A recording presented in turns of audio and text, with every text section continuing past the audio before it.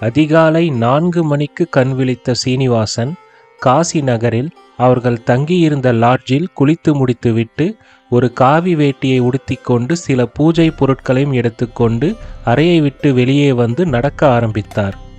முதல் நாள் மாலையே ஒரு புரோகிதரை பார்த்து பூஜைக்கான ஏற்பாடுகளை செய்துவிட்டு வந்திருந்தார். அந்த புரோகிதர் சீனிவாசனை அதிகாலை 5 மணிக்கு மணிகர்ணிகா காட் என்னும் இடத்திற்கு வரச் சொல்லிவிட்டார்.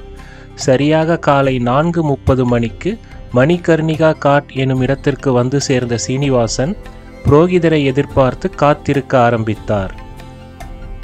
காசியின் மணிகர்ணிகா காட் என்ற இடத்தில் இறந்தவர்களின் உடல்களை தகனம் செய்வது இந்து மதத்தின் பழமையான மற்றும் மிகவும் புனிதமான சடங்குகளில் ஒன்றாகும்.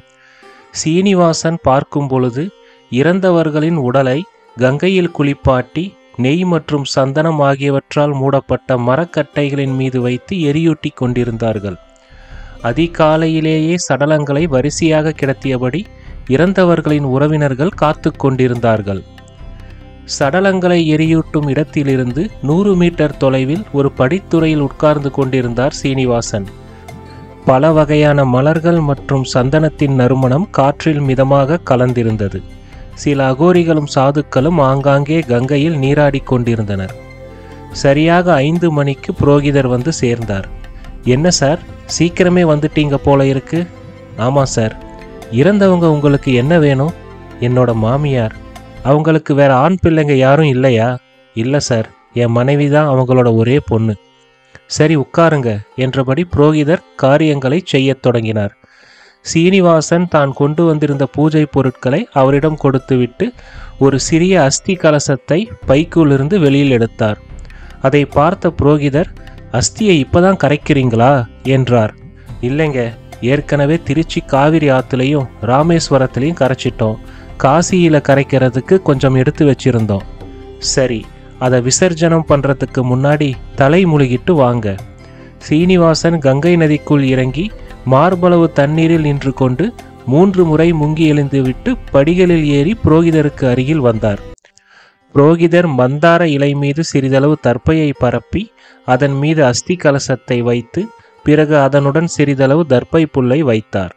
சிறிது நேரம் கழித்து அஸ்தி கலசத்தை தலையில் வைத்து கொண்டு சிவ சிவ நாராயணா நாராயணா என்று கூறி கங்கையில் இடுப்பு அளவு தண்ணீரில் இறங்கினார் சீனிவாசன். அஸ்தி கலசத்தை தலையிலிருந்து இறக்கி உங்களுக்கு மோட்சம் கிடைக்கட்டும் என்று கூறியபடி கங்கையில் கரைத்தார். மீண்டும் தலை முழுகிவிட்டு வந்த சீனிவாசனிடம் ஒரு பாக்கு மட்டையில் ஒரு நெய் விளக்கை ஏற்றி கையில் கொடுத்த புரோகிதர், தீபத்தை வணங்கிட்டு மோட்சம் அடைவாயாக அப்படின்னு சொல்லி கங்கையில விடுங்க என்றார். சீனிவாசனும் அவ்வாறே செய்தார். பிறகு கண்களை மூடி 2 கரங்களை கூப்பி வணங்கியவர் மெதுவாக படியேறி மேலே வந்தார். அங்கு புரோகிதர் அதிர்ச்சியாக கங்கை நதியையே பார்த்து கொண்டிருப்பதை பார்த்து இவரும் திரும்பி பார்த்தார். ஓடும் நதிநீரில் அந்த பாக்கு தொன்னை அதிலிருந்த நெய் விளக்கை தாங்கியபடி அப்படியே நின்று கொண்டிருந்தது. சீனிவாசன் அதிர்ச்சியாக பார்க்க அந்த பாக்கு மட்டை சட்டென்று கவிழ்ந்து நெய் விளக்கு நீரில் மூழ்கியது. புரோகிதர் எதுவும் பேசாமல் மீண்டும் ஒரு நெய் விளக்கை ஏற்றி பாக்கு மட்டையில் வைத்து சீனிவாசனிடம் கொடுத்தார்.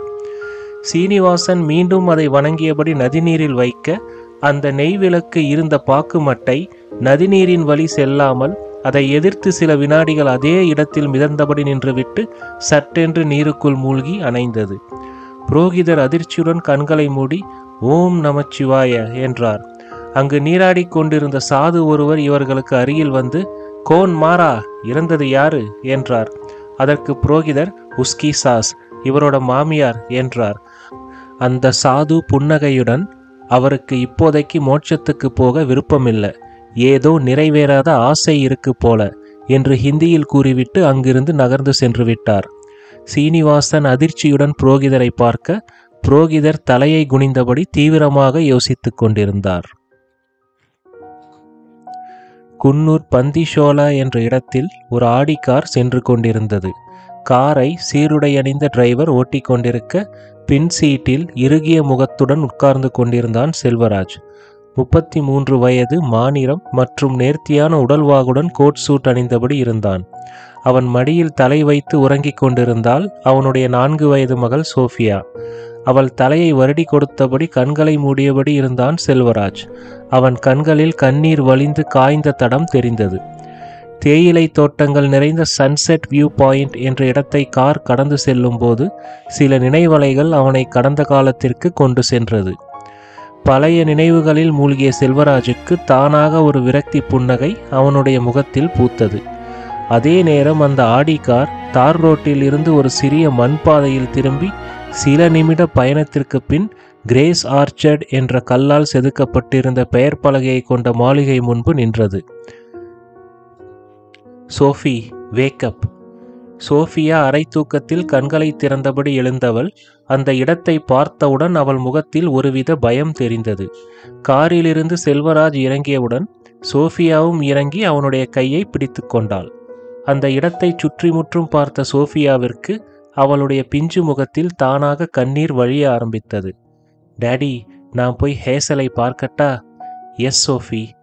உடனே சோஃபியா ஹேசல் கல்லறையை நோக்கி ஓட செல்வராஜ் கார் டிரைவரை பார்த்து, அவ கூடவே இரு, அவளை விட்டு எங்கேயும் எதுக்காகவும் போகாத என்றான். செல்வராஜின் முகத்தில் தெரிந்த கடுமையை பார்த்த அந்த டிரைவர் சோஃபியாவின் பின்னால் ஓட்டமும் நடையுமாகச் சென்றான். அதே நேரம் சில சர்ச் பணியாளர்கள் செல்வராஜுக்கு அருகில் வந்தார்கள். அப்போது அந்த பங்களாவின் வாட்ச்மேன் அழுது கொண்டே செல்வராஜுக்கு அருகில் வர செல்வராஜ் கடுமையான முகத்துடன், நீ எதுவும் பேசாத என்றான். பிறகு காரில் இருந்து ஒரு மலர் வளையத்தை எடுத்துக்கொண்டு வீட்டிற்குள் நுழைந்த செல்வராஜ் அங்கே கிரேஸ் வைக்கப்பட்டிருந்த சவப்பெட்டிக்கு அருகில் சென்று பாதி மூடியிருந்த சவப்பெட்டியின் மேல் அந்த மலர் வளையத்தை வைத்தான். திருமண பெண் போல அலங்காரம் செய்யப்பட்டிருந்த கிரேஸ் முகத்தையே பார்த்தவனுக்கு துக்கம் பீரிட்டு கொண்டு வந்தது. சில வருடங்களுக்கு முன்பு வரை காலையில் விழுத்தெழும் போதும் இரவு உறங்கச் செல்லும் போதும் அவன் தேடிய அழகிய முகம் இதுதான். இந்த அழகிய அடங்கா பிடாரியை குணத்தாலும் உடலாலும் அவன் வென்றதே இல்லை. எல்லாம் எப்பொழுதும் அவள் விருப்பப்படிதான் நடக்கும். அப்போது உள்ளே ஓடி வந்த சோஃபியா கண்கள் கலங்க கிரேஸின் முகத்தை தொட்டு பார்த்தாள். மாம், உங்க பின்னாடி யாரோ உயரமா நிக்கிறாங்க, அவரை பார்த்தாலே அருவருப்பா இருக்கு. சோஃபி, மம்மியை மட்டும் பார்த்து பேசு. சில நாட்களுக்கு முன் கிரேஸுடன் வீடியோ கால் பேசும்போது நடந்த நிகழ்வுகள் அவளுடைய நினைவிற்கு வந்தது. கிரேஸின் நெற்றியில் குனிந்து முத்தமிட்ட சோஃபியா லேசான அதிர்ச்சியுடன் விலகிச் சென்று செல்வராஜின் கால்களை இறுக்கமாக பிடித்து கொண்டாள். அங்கிருந்த சில உறவினர்கள் வேண்டா வெறுப்பாக செல்வராஜிடம் துக்கம் விசாரித்தார்கள். சுமார் 2 மணி நேரம் கழித்து சில சர்ச் பணியாளர்கள் செல்வராஜிடம் பேசிக் கொண்டிருந்தனர். கிரேஸ் மேடமை நம்ம சர்ச் கல்லறை தோட்டத்தில் அவங்க அப்பா பிரான்சிஸ் ஐயா கல்லறை கிட்ட அடக்கம் செய்ய ஏற்பாடு பண்ணிட்டதா ஃபாதர் சொல்ல சொன்னார். இங்கே இருந்து இறுதி ஊர்வலத்துக்கும் ஏற்பாடு பண்ணிட்டோம். உடனே செல்வராஜ், அதெல்லாம் வேண்டாம், யாரும் இந்த குளிரில் அவ்வளோ தூரம் நடக்க வேண்டாம், 2 பெரிய வேன் அரேஞ்ச் பண்ணுங்க, அது போதும். நான் இங்கே வந்து கொஞ்ச நேரம்தான் ஆகுது, ஆனால் கிரேஸ் சொந்தக்காரங்க நேத்திலிருந்து இங்கே தான் இருக்காங்க. லெட்ஸ் மேக் இட் ஃபாஸ்ட் என்றான். செல்வராஜின் வார்த்தைகளை கேட்ட சில உறவினர்களின் முகத்தில் ஒருவித நிம்மதி தெரிந்தது. சிறிது நேரத்தில் கிரேஸின் உடலை தேவாலயத்திற்கு கொண்டு செல்ல ஏற்பாடுகள் தொடங்கின.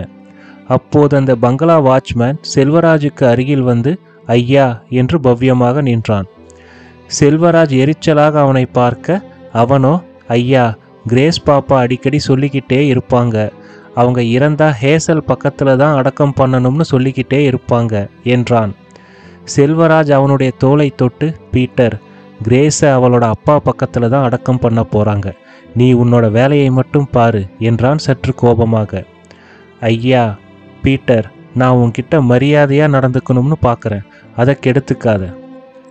செல்வராஜின் கால்களை கட்டிப்பிடித்து கொண்டு கிரேஸின் உயிரற்ற உடலையே பார்த்து கொண்டிருந்தாள் சோஃபியா. அவளுடைய வாய் தானாக ஐ மிஸ் யூ மாம் என்றது. சட்டென்று சவப்பெட்டிக்குள் இருந்த கிரேஸின் கண்கள் பாதி திறந்து சோஃபியா இருந்த பக்கம் திரும்பியது. கிரேஸின் இதழோரம் லேசான ஒரு புன்னகை அரும்பியது. சோஃபியா பயத்தில் கண்களை இறுக்கமாக மூடிக்கொண்டாள்.